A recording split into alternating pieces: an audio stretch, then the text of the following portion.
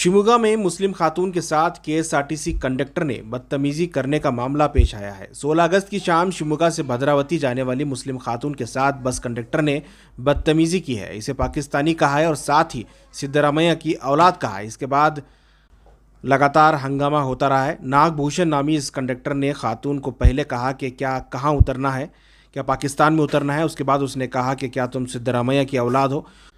खातून के ख़ाइंद और मुकामी मुसलमानों ने इस बस स्टेशन पहुंचकर कंडक्टर से नाराज़गी जाहिर की और उसे समझाने की कोशिश की। शुरुआत में कंडक्टर नागभूषण अकड़ के साथ बात करता रहा। जब लोग ज़्यादा जमा होने लगे तो इसने माफ़ी मांगकर निकल गया। बताया जा रहा है कि खातून ने अभी तक कोई शिकायत दर्ज नहीं की है, यानी कि पुलिस में कोई शिकायत अभी तक नहीं हुई है। ताजुब की बात यह है कि पुलिस ने अभी तक 100 मोटर केस इस पर दर्ज नहीं किया है।